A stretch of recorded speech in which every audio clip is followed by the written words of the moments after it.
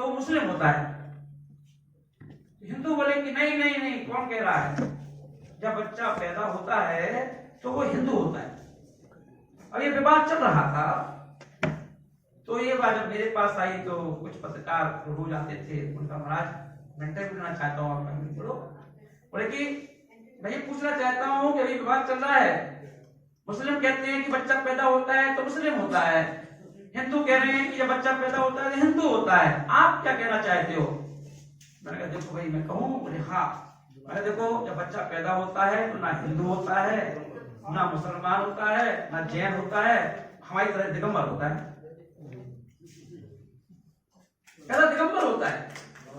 तो अपन ये देखेंगे कि धर्म है, धर्म कोई अलग अलग नहीं कि आपको लगे कि ये जैन साधु आए हमारे पास ना, कोई जाति अगर जिस दिन संत की जाति भगवान की जाति बन जाएगी उस दिन मानव जीवन जो है तहस नहस हो जाएगा। तो हम ये देखें आज जो आने के पीछे एक कारण है, वो हम अपने पत्रकार भाइयों के पास बैठ करके कुछ बातें शेयर करना चाहते हैं।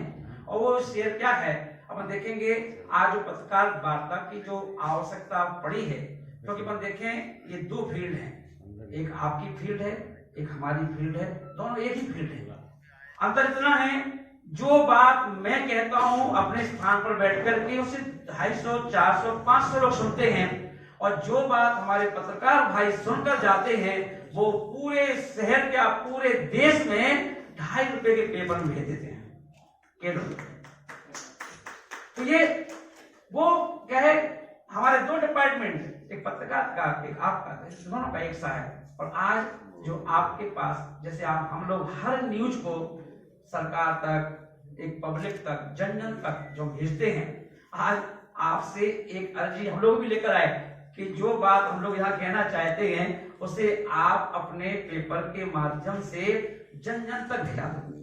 और वो क्या है, वो ये है कि एक बात, पहली बात तो दिमाग में ये मत रखना कि हम जैन जन जन के आपका भी संत हो, क्योंकि जब स्वभाव प्रार्थना करता हो तो प्राणी मात्र का जीव, चाहे वो भारत में रहने वाला हो तो भारत नहीं, अपितु सारे वर्ल्ड के रहने वाले प्रत्येक जीव के लिए प्रार्थना की जाती है कि सबका कल्याण हो, उससे प्रार्थना की जाती है। अभी सचिन ने कहा एक टाइम भोजन करते हैं, भोजन करना बचे हैं, भाई खड़े होकर क्यों लेते हैं?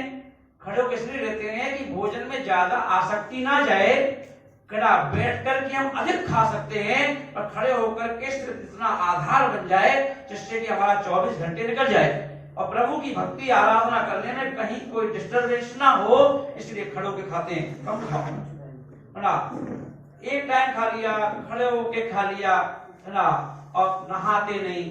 बोले क्यों नहाते भाई? कभी अपन देखें कि आज मेरे 29 साल हो गए तो नहाते क्यों नहीं?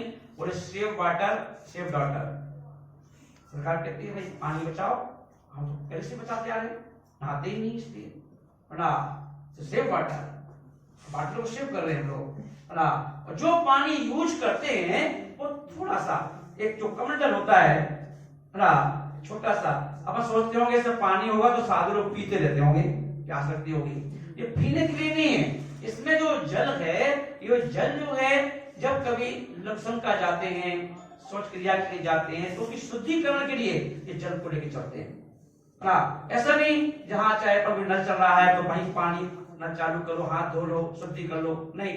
अगर जल कमंडल नहीं है तो चाहे कितना ही रोकना पड़े, कुछ भी करना पड़े, इसी से यूज करिए, क्योंकि इसमें जो जल है वो छना हुआ, छान करके उसको गर्म किया हुआ वो जल है ना। क्योंकि वो देखिए ईश्वर में, ईश्वर की और सामान्य व्यक्ति की क्रियाओं में कुछ तो अंतर है, तभी तो वो गॉड है। और गॉड जो पूर्ण रूप में गॉड है, अपन देखें अंश रूप में गॉड, हमको भी गॉड बनना है, उसी सीढ़ियों पर चल रहे हैं। तो आज अपन देखेंगे कि आज जो जेंट्स हैं जो अपने यहाँ पर पधारे हैं, वो इसलिए पधारे हैं कि जब हम देखिए वैसे तो कोई मतलब नहीं है, पर एक बात याद आती है कि एक जगह डिबेट हो रही थी, और डिबेट में अपने उस समय के पंडित जवाहरलाल नेहरू जी प्रधानमंत्री थे, वो डिबेट में गए थे, और उसी में स्वामी विवेकानंद जी भी गए थे। फर्स्ट फ्लोर पर डिबेट थी, सीढ़ियों पर हमारे जो मिनिस्टर जी हैं जवाहरलाल नेहरू जी चढ़ रहे थे, पीछे पीछे स्वामी जी चढ़ रहे थे कि अचानक नेहरू जी का पैर फिसल गया और वह वापस पीछे की ओर गिरने के लिए झुकने लगे कि तभी स्वामी विवेकानंद जी ने अपनी दोनों बाहें फैलाकर उनको पकड़ लिया, गिरने नहीं दिया। और जब गिरने नहीं दिया तो जवाहरलाल नेहरू ने धन्यवाद दिया, स्वामी जी आपकी बदौलत गिरने से बच गया, नहीं तो गिर जाता। स्वामी जी ने बहुत सुंदर बात कही थी सब संतों की ओर से। उन्होंने कहा था कि नेहरू जी जब जब भी भारत की अगर कौरव और पांडवों के बीच में धर्म और अधर्म की जब लड़ाई आई तो श्री कृष्ण खड़े हो गए पांडवों की ओर से कि मैं धर्म की तरफ खड़ा हुआ हूं। और आज फिर अपन देखेंगे वही दृश्य थोड़ा सा प्रकट हो रहा है। इसीलिए ये जो मुनिराज हैं तो आज यहाँ पर आपके बीच में हैं, श्री कृष्ण की भूमिका अदा करने आए हैं और आप सबको अर्जुन बना के आए हैं।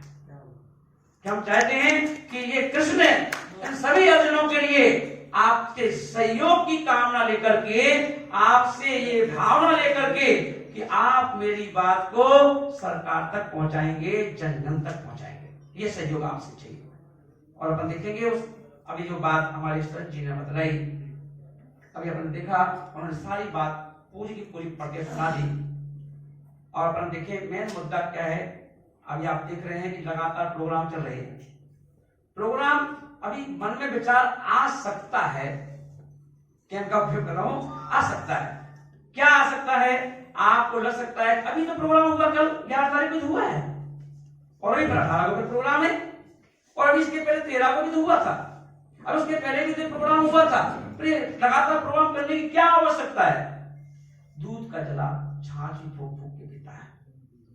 अभी दूध का जला दूध से जल चुके। अभी अपन देखें कि जैनों का एक तीर्थ गिरनार जी पर्वत, आज अपन देखेंगे गिरनार पर्वत जो नैनीनाथ भगवान जी के मोक्ष भूमि है, निर्वाण भूमि है। आज वहां पर जैन समाज प्रभु में बड़ी आस्था रखती है। इसे ना क्षेत्र से कोई मतलब नहीं है कि शिखर जी को जेब में रख के घूमे या गिरनार जी को जेब में रख के घूमे, पर मालूम है कि पर्वत है, हमारा भारत देश है, हमारा पर्वत सुरक्षित है। और हम जाकर के जब जब मौका मिलेगा, साल में 6 महीने में, 8 महीने में, 2 साल में मौका मिलता है, जाते हैं लोग, पर उनको दर्शन करने नहीं दिया जाता। उनके साथ जाति हो जाती है, धक्का मुक्की हो जाती है, कभी गाली गलौज भी हो जाती है।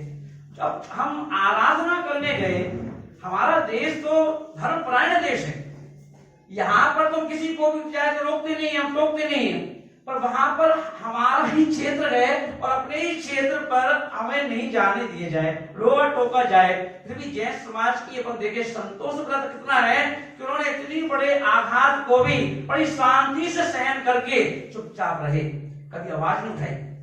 आज तक मेरी समझ से देश में भी एक भी बार ऐसा कोई अनशन या ऐसा कोई बात नहीं रखी गई गिरनार जी के लिए, क्योंकि दूध का जला छाछ ही फूक फूक के पीता है। अब लगने लगा शिखर जी की तरफ भी इनकी नजर है भाई। और बड़े सुंदर तरीके से देखिए उन्होंने ये भी कहा कि हम रोड चौड़ी चौड़ी कर देंगे।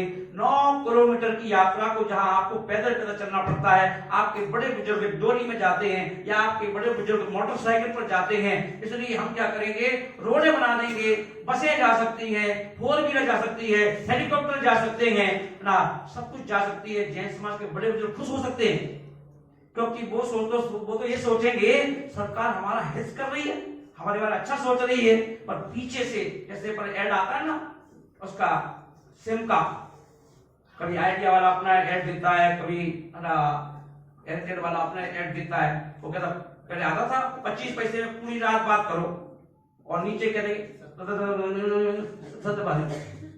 सत्य लागू बड़े हिंदी में नहीं बोलेंगे, बड़े प्यार से नहीं बोलेंगे, और चीजों बोलेंगे 25 पैसे में रात भर बात करो, ये तो बड़े प्यार से बोलेंगे, और बाकी धीरे धीरे ऐसे करके बोलेंगे सत्य लागू। वो ऐसे लगता है कि हम रोड बनाएंगे, सुविधाएं देंगे, होटल खोलेंगे, पर नीचे हम लोगों नहीं पढ़ पाए सत्य लागू मुर्गी पालन, है ना, यहाँ पर ये होगा ये होगा, ये शर्तों में चला गया और वो फिर वापस नहीं। पर अब दूध का जला छाछ फूक पीता है, क्योंकि कोई लड़ाई क्या है, लड़ाई कुछ नहीं है। हमेशा जैन समाज ने सरकार को हमेशा से क्या किया, साथ दिया है। महाराणा प्रताप जब उन्हें जंगल में घास की रोटी खा के वो अपना दिन निकाल रहे थे, तो उस समय भामाशाह वहां पहुंच करके उन्होंने